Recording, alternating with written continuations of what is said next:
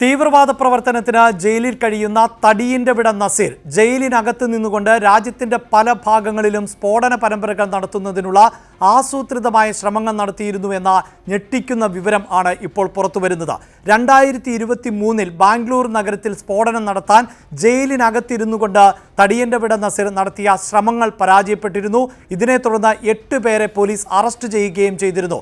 ഇപ്പോഴിതാ തടിയന്റെ വിട നസീറിന് ജയിലിൽ സഹായം എത്തിച്ച 3 പേരെ അറസ്റ്റ് ചെയ്ത പശ്ചാത്തലമുണ്ട്. അതിലേറ്റവും പ്രധാനപ്പെട്ടത് പരപ്പന അഗ്രഹാര ജയിലിലെ സൈക്യാട്രിസ്റ്റ് ആയിട്ടുള്ള ഡോക്ടർ നാഗരാജ്, അതോടൊപ്പം തന്നെ ASI ചാൻ പാഷ, തീവ്രവാദ കേസിൽ ഒളിവിൽ പോയിട്ടുള്ള ജുനൈദ് അഹമ്മദിന്റെ മാതാവ് അനീസ് ഫാത്തിമ, ഇവരെയാണ് പിടികൂടിയത്. ഇവരെ ചോദ്യം ചെയ്തതിലൂടെയാണ് ഞെട്ടിക്കുന്ന വിവരങ്ങൾ ഇപ്പോൾ പുറത്തു വന്നിട്ടുള്ളത്. അതായത് 2023 ബാംഗ്ലൂർ നഗരത്തിൽ നടത്താനിരുന്ന സ്ഫോടന പരമ്പരകൾ പരാജയപ്പെട്ടു എങ്കിലും അതിനുശേഷവും കൂടുതൽ തീവ്രവാദ പ്രവർത്തനങ്ങൾ തടിയന്റെ വിട നസീർ ജയിലിനകത്ത് ഇരുന്നു കൊണ്ട് തന്നെ ചെയ്തിരുന്നു എന്ന ഞെട്ടിക്കുന്ന വിവരം ആണ് ഇപ്പോൾ NIAക്ക് ലഭിച്ചിട്ടുള്ളത്. അതിന് സഹായം ലഭിച്ചത് എങ്ങനെയാണ്, ആരൊക്കെയാണ് സഹായിച്ചത് എന്നതുമായി ബന്ധപ്പെട്ട അന്വേഷണം വിപുലീകരിച്ചിരിക്കുകയാണ് NIA. നിലവിൽ NIAയുടെ പ്രധാനപ്പെട്ട കണ്ടെത്തൽ എന്നത് ഇതേ പരപ്പന അഗ്രഹാര ജയിലിൽ ഉള്ള സഹ തടവുകാരെ ആണ് തീവ്രവാദ പ്രവർത്തനങ്ങൾക്ക് വേണ്ടി ഏകോപിപ്പിക്കാൻ തടിയന്റെ വിട നസീർ ശ്രമിച്ചിരുന്നത് എന്നതാണ്. അതിൽ എടുത്തു പറയേണ്ടത് മുസ്ലിം സമുദായത്തിൽപ്പെട്ട യുവാക്കൾ ആയിട്ടുള്ള തടവുകാരെ ആണ് ഇത്തരത്തിൽ ഏജന്റായി പ്രവർത്തിപ്പിക്കാൻ ഉപയോഗിച്ചത് എന്നുള്ളതാണ്. അതായത് വലിയ കുറ്റകൃത്യങ്ങളുടെ പേരിൽ ജീവപര്യന്തം അടക്കമുള്ള തടവ് ശിക്ഷയ്ക്ക് വിധിക്കപ്പെട്ട നിരവധി തടവു പുള്ളികൾ ഇപ്പോൾ അഗ്രഹാര ജയിലിൽ കഴിയുന്നുണ്ട്.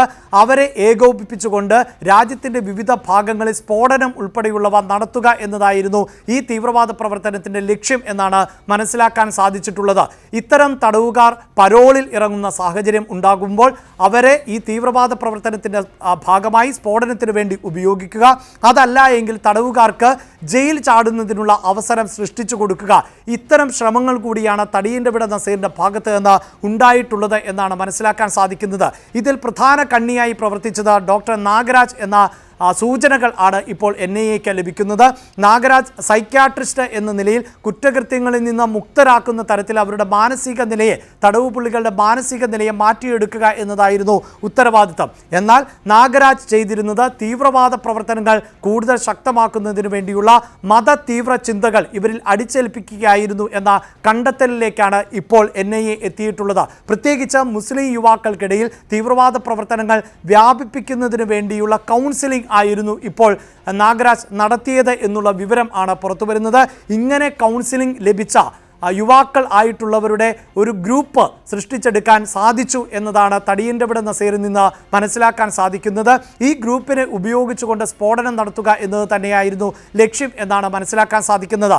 അതോടൊപ്പം തന്നെ നിലവിൽ ജയിലിൽ ഉള്ള തടവു പുള്ളികളുടെ കൂടുതൽ വിവരങ്ങൾ ASI ചാൻ പാഷയിലൂടെ പുറത്തുള്ള തീവ്രവാദ സംഘങ്ങൾക്ക് ലഭിച്ചതായുള്ള വിവരങ്ങളും NIAക്ക് ഇപ്പോൾ കണ്ടെത്താൻ സാധിച്ചിട്ടുണ്ട്.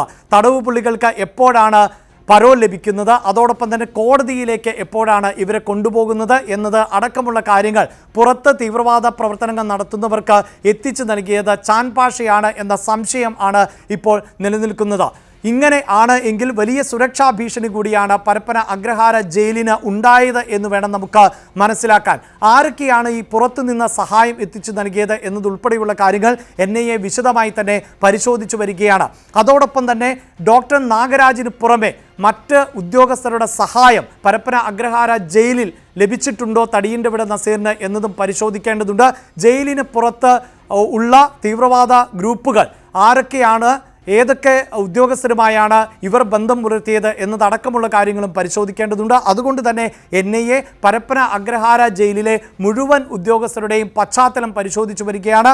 കൂടുതൽ ഉദ്യോഗസ്ഥരെ അടക്കം ചോദ്യം ചെയ്യലിന് വിധേയമാക്കും എന്നാണ് മനസ്സിലാക്കാൻ സാധിക്കുന്നത്. അതോടൊപ്പം തന്നെ ഡോക്ടർ നാഗരാജ് മറ്റ് പ്രതികൾക്ക് അല്ലെങ്കിൽ മറ്റ് കുറ്റവാളികൾക്ക്, ജയിൽ പുള്ളികൾക്ക് ഏത് തരത്തിലുള്ള കൗൺസിലിംഗ് ആണ് നൽകിയിരുന്നത് എന്നതും അറിയേണ്ടതുണ്ട്. അതിന് കൂടുതൽ കുറ്റവാളികളെ, ജയിൽ പുള്ളികളെ അടക്കം വിശദമായി ചോദ്യം ചെയ്യാനാണ് NIA തയ്യാറെടുക്കുന്നത്. വലിയ ശൃംഖല എന്ന നിലയിൽ തന്നെയാണ് പരപ്പന അഗ്രഹാര ജയിലിനകത്ത് തടിയൻ്റെ വിട നസീർ പ്രവർത്തിച്ചിരുന്നത്. അതും രാജ്യത്തിന് എതിരായി പ്രവർത്തിക്കുക, വിധ്വംസക പ്രവർത്തനങ്ങൾ നടത്തുക, സ്ഫോടനങ്ങൾ ഉൾപ്പെടെ രാജ്യത്തിൻ്റെ പല ഭാഗങ്ങളിലും നടത്തുക എന്ന ലക്ഷ്യത്തോടു കൂടിയുള്ള നീക്കങ്ങൾ ആണ് നടന്നത്. ഇത്തരം നീക്കങ്ങൾ പലപ്പോഴായി പോലീസും കേന്ദ്ര ഏജൻസികളുമെല്ലാം പരാജയപ്പെടുത്തിയെങ്കിലും അതിൽ നിന്ന് പാഠം ഉൾക്കൊള്ളുകയോ അല്ലെങ്കിൽ തീവ്രവാദ പ്രവർത്തനങ്ങളിൽ നിന്ന് പിന്തിരിയാൻ തടിയൻ്റെ വിട നസീർ തയ്യാറാവുകയോ ചെയ്തില്ല. മറിച്ച് കൂടുതൽ കരുത്തോടുകൂടി തീവ്രവാദ പ്രവർത്തനങ്ങളുമായി മുന്നോട്ടു പോയി എന്ന് മാത്രവുമല്ല, രാജ്യത്തിൻ്റെ പല ഭാഗങ്ങളിലും സ്ഫോടനം ഉൾപ്പെടെയുള്ള പദ്ധതികൾക്ക് തടിയൻ്റെ വിട നസീർ ജയിലിനകത്ത് നിന്നുകൊണ്ട് ആസൂത്രണം ചെയ്തു എന്ന ഞെട്ടിക്കുന്ന വിവരം പുറത്തു വരുമ്പോൾ ഇതിൻ്റെ കണ്ണികൾ ആരൊക്കെ എന്ന് കണ്ടെത്തുവാനുള്ള ഊർജിതമായ ശ്രമത്തിൽ ആണ് NIA. ജയിലിനകത്തും പുറത്തും ആരൊക്കെയാണ് തടിയൻ്റെ വിട നസീറുമായി ബന്ധപ്പെട്ടത്, ആരൊക്കെയാണ് സഹായിച്ചത് എന്നതുൾപ്പെടെയുള്ള കാര്യങ്ങൾ മനസ്സിലാക്കുന്നതിന് വേണ്ടി NIA വിവിധ സംഘങ്ങളായി തിരിഞ്ഞുകൊണ്ടാണ് ഇപ്പോൾ അന്വേഷണം വ്യാപിപ്പിച്ചിട്ടുള്ളത്.